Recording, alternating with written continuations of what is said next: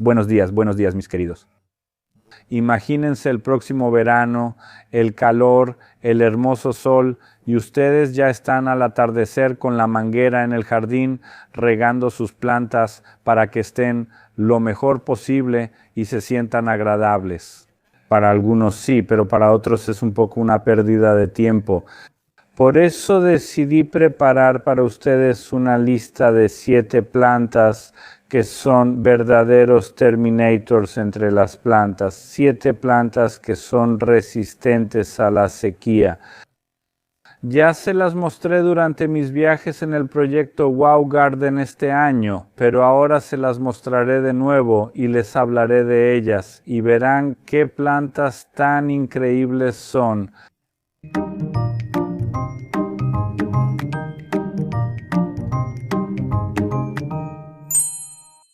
Antes de empezar a contarles, les pido de una vez que escriban en los comentarios cuál de estas plantas fue un descubrimiento para ustedes y si tienen otras plantas que recomienden.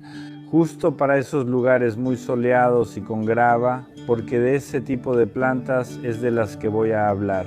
Y por supuesto quiero recordarles que muchos de ustedes ven este canal, pero todavía no se han suscrito, y para mí las suscripciones son como el combustible. Y además prometí que cuando lleguemos a 200,000 suscriptores haré un proyecto que estará disponible prácticamente para todos y todos podrán participar en él. Así que aporten su granito de arena para que este proyecto se haga realidad. La primera planta es el tomillo, que crea una alfombra fragante en el jardín, una planta fantástica que pudimos conocer en el jardín de Catarsina. Cassia me dijo que la usó para reemplazar la festuca punzante que crecía justo en su sendero, porque esa siempre necesitaba riego, mientras que el tomillo en esta forma prácticamente no necesita ser regado en absoluto.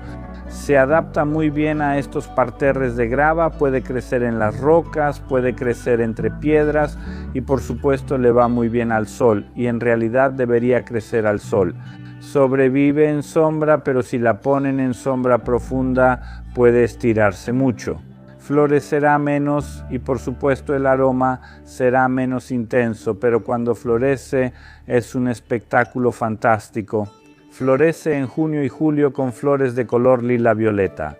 En realidad es un arbusto de hoja perenne que aquí sobrevive muy bien durante el invierno. Solo es necesario que no esté plantada en lugares donde se acumule agua, porque el agua en invierno es más peligrosa para ella que el frío. Como tiene unas hojas hermosas de color gris plateado. Y ese color en el jardín significa no me riegues, porque la mayoría de las plantas con ese color y esa textura le va muy bien a pleno sol y en condiciones de suelo pedregoso. Sus pétalos vellosos y tallos vellosos, en realidad esos pelitos reflejan súper bien los rayos del sol y no dejan que se caliente tanto. La firletka no tolera el estancamiento de agua, así que recuerden eso al elegirle un lugar. Por ejemplo, combinada con pastos delicados como la stipa, porque esos tallos grises que terminan en flores magenta se ven muy bien justo con esos pastos delicados y sutiles.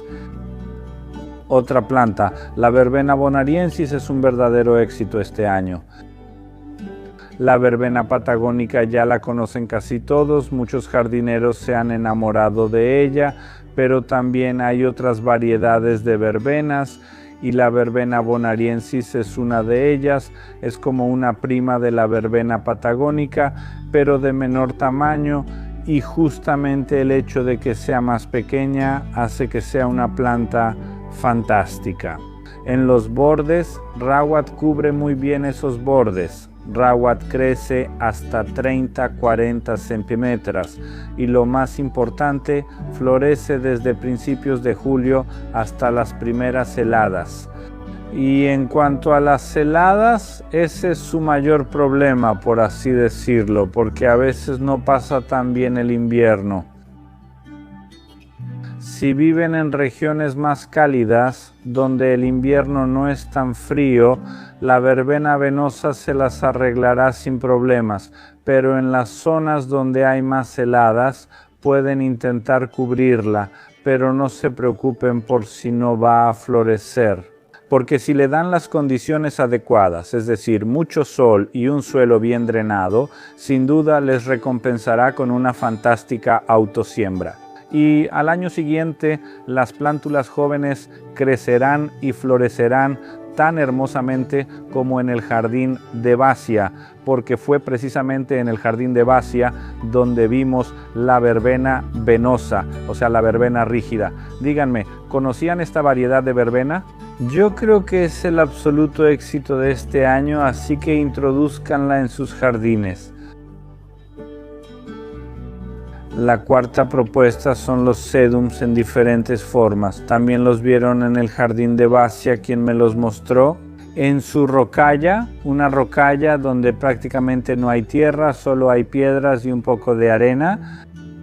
Casi todas las demás plantas se quemarían ahí en verano, pero los sedums se sienten como si estuvieran de vacaciones. Y es precisamente el hecho de que crecen en ese tipo de terreno lo que les da ventaja sobre la mayoría de las plantas de esta lista. Lucen increíbles junto a diversos pastos, sean pequeños o grandes. Como tenemos sedums tanto bajos como altos, y recuerden, lo más importante es que si tienen menos agua, son más rígidos y resistentes. Esta es una planta que muestra su encanto desde el principio, gracias a sus hojas carnosas, pero luce mejor cuando ya tiene inflorescencias, porque esas inflorescencias son como el pilar del jardín otoñal. Está bien no cortarlas en otoño, dejarlas para el invierno, porque en invierno el espectáculo en el jardín con ellas realmente es una gran experiencia. La escarcha que se posa sobre estas flores se ve fantástica. Entonces, otra planta que es como un Terminator, que no necesita riego y que prácticamente no necesita tierra, son los sedums. Recuerden avisarme si las tienen en su jardín. La siguiente planta es la yuca caroliniana, que es como una verdadera arquitecta en cualquier parterre. Muchos de ustedes probablemente la consideran una planta anticuada, pasada de moda, que ha estado en muchos jardines polacos desde hace mucho tiempo, pero en realidad la yuca caroliniana, precisamente en un lugar así, donde hay un suelo de grava, donde hay mucho sol, donde falta el agua, es donde mejor funciona porque tiene una raíz principal muy desarrollada, un sistema de raíces masivo que almacena mucha agua. Esta planta, aunque puede pasar meses sin ser regada, aún así mostrará sus fantásticas inflorescencias en junio y julio, donde incluso en tallos florales de hasta 2 metros hay cientos de hermosas campanas color crema. Cabe destacar que la yuca caroliniana es una planta de hoja perenne y durante toda la temporada adorna el jardín precisamente con sus hojas verdes. Además, funciona muy bien como solitaria, es decir, como una planta individual que crece en un parterre de grava, y alrededor de ella plantas más pequeñas y delicadas que suavizan un poco la apariencia de esa estructura pesada y arquitectónica de la yuca caroliniana. Otra planta, acanto. Les advertí que habría sorpresa. El acanto es el rey de la explosión. En el jardín de Basia ella me confesó Hubert Lamański. Tengo que limitarla cada año porque es capaz de apoderarse de todo ese parterre. Tengan cuidado, esta planta puede adueñarse de un parterre seco y de grava. Eso en un jardín así es un tesoro, porque hay lugares donde nada quiere crecer y el acanto ahí se ve como un verdadero rey. Es una planta fantástica que florece en junio y julio, con hojas e inflorescencias exóticas e interesantes. Pero ojo, como mencioné, una vez que se establece y empieza a esparcirse, el acanto puede ser muy invasivo. Puede que no sea tan conocida para el jardín, pero es ideal como segundo elemento en los arriates delante de plantas vivaces o de hoja perenne más pequeñas. De verdad vale la pena echarle un vistazo y pensar si no les gustaría tener una planta tan exótica en su propio jardín. Y si ya la tienen, escriban si también tienen el mismo problema que tiene Basia, que hay que controlarla. La última planta en la lista es Micowajek, que es como una criatura punk rock del jardín. Tiene una forma hermosa, una figura bonita y combina muy bien con los elementos amarillos. Pudieron ver esto en el jardín de Julka, donde ese Micowajek combinado con el aquilea amarillo se veía muy bien. Me atrevo a decir que la combinación de azul acero con el color amarillo en esta temporada será realmente un éxito y aparecerá en muchos jardines. Esa combinación quizá no era tan popular, pero creo que hacia allá vamos, hacia esos contrastes. El eringio no tolera el trasplante. Recuerden eso, tiene una raíz principal muy larga, así que una vez que se plante en un lugar, déjenlo ahí, no lo estén moviendo de vez en cuando. Si lo dejan, seguro les recompensará con hermosas inflorescencias que, incluso después de secarse, mantienen ese color azul violeta acerado. No tengo que decir que el eringio ama el sol y no tolera el agua, especialmente esa agua que aparece en la temporada de otoño e invierno. Es decir, el estancamiento de agua en el suelo absolutamente no es adecuado para lugares donde el sustrato es arcilloso. Si quieren su propio eringio y tienen ese suelo, solo hagan un hoyo profundo, sustituyan la tierra por una mezcla de grava y arena y añadan un poco de la tierra original. Y creo que también podrá adaptarse.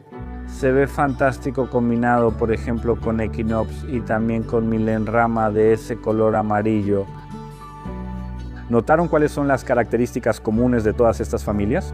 Por supuesto, una gran resistencia a la falta de agua e incluso diría que no les gusta mucho el agua. Entonces, lo más importante, si quisieran introducir estas plantas en sus jardines, recuerden tener un buen drenaje. Cambiamos la tierra si no es adecuada, no se excedan con el riego. Y básicamente eso es todo al 100%. A estas plantas les encanta el sol, así que elijan lugares donde reciban mucho sol durante el día. Déjenme saber en los comentarios cuál de estas plantas llegará este año a su jardín.